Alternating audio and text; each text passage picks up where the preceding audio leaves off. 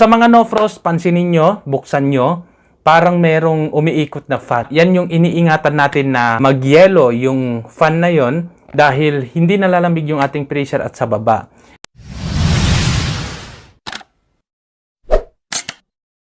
What's up mga ka-TV? Welcome back na naman dito sa J4 TV. So sa video na ito is magsasagot ako ng mga tanong mula ito sa ating mga subscriber dito sa ating YouTube channel. So kung bago ka pa lang at gusto mo yung mga ganitong mga tutorial about sa inyong mga appliances at ngayon ka pa lang napadpad sa channel na to, huwag mong kalimutan mag-subscribe and hit mo na rin yung notification bell para updated ka lagi once na nag-upload ako ng mga bagong video. So huwag na natin itong patagalin guys. Ang una natin na tanong dito ay mula ito kay Hana. Sabi niya, new subscriber po nyo. Tanong ko lang po kung ano gagawin ko. Nasisira po kasi mga tirang ulam nilalagay ko sa ref. Sana po matulungan ninyo ako. Salamat. So shoutout sa iyo Hana sa pag-comment at pagtanong dito sa ating channel. Ang tinatanong ni Ma'am Hana is naglalagay daw siya ng mga tirang ulam o yung mga sobra nilang ulam sa kanilang mga refrigerator.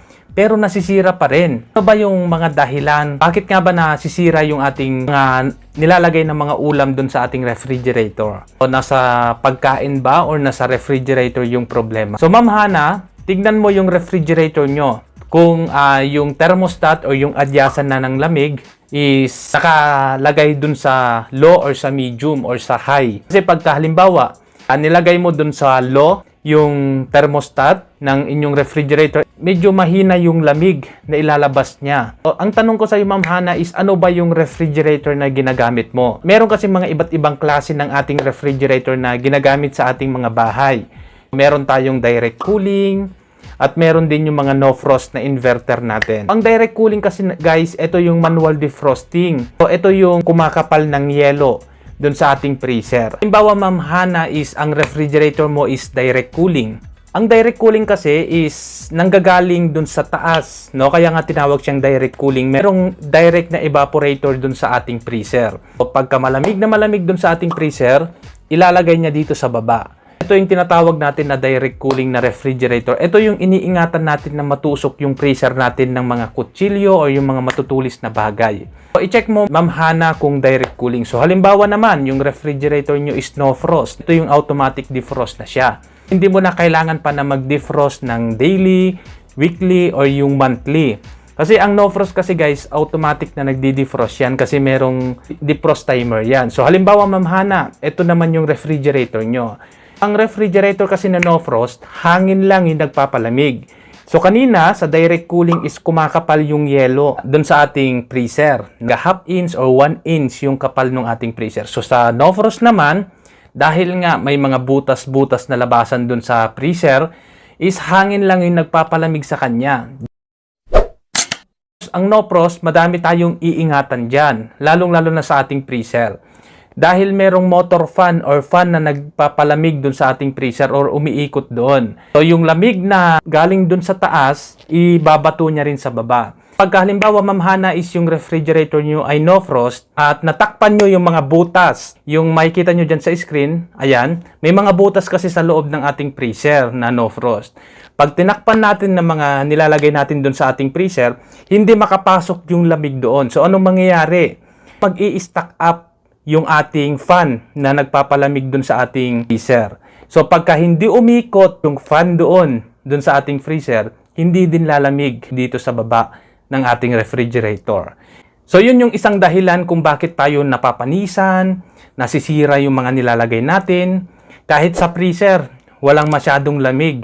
Kasi hindi na umiikot yung nasa loob ng ating freezer. So sa mga no frost, pansinin nyo, buksan nyo, parang merong umiikot na fan. Yan yung iniingatan natin na magyelo yung fan na yon dahil hindi nalalamig yung ating freezer at sa baba. So, Ma'am Hana, yan yung mga dahilan. Bakit nasisira mga sobra nating ulam na nilalagay sa ating refrigerator? Una, i-check mo yung thermostat. Baka naka-off yan, kababa yung thermostat nyo, hindi masyadong lumalamig. Pangalawa, tignan mo kung anong klaseng refrigerator yung ginagamit mo. Direct cooling ba or no frost?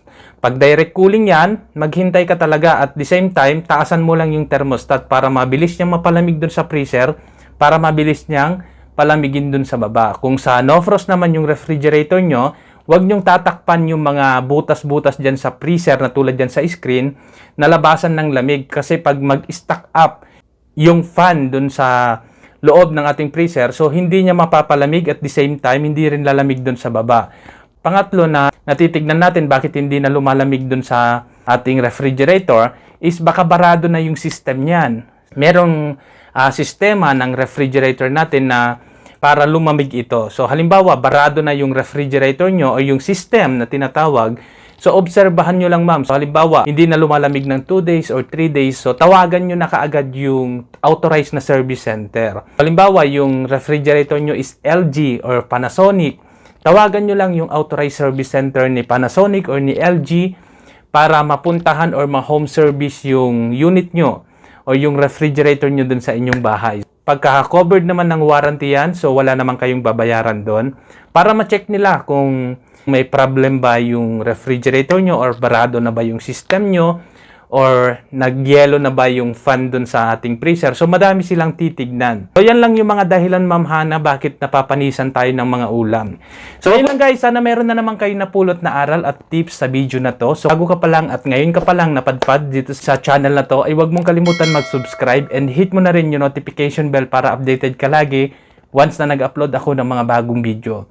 Kung ikaw ay may mga katanungan din about sa inyong mga appliances or sa inyong mga refrigerator, mag-comment ka lang dyan sa comment box dyan sa baba para pag makita ko, ay gagawan ko din ng video na tulad nito. Kung nagustuhan mo itong video na to guys, huwag mo nang kalimutan mag-like. I-share mo na rin para makita ng mga kaibigan mo, kamag-anak mo na may problema sa ganitong problema ng kanilang mga appliances. Hanggang dito na lang guys, maraming salamat sa panonood at natapos mo na naman itong video na to. So mag-iingat tayo palagi. God bless. Peace out.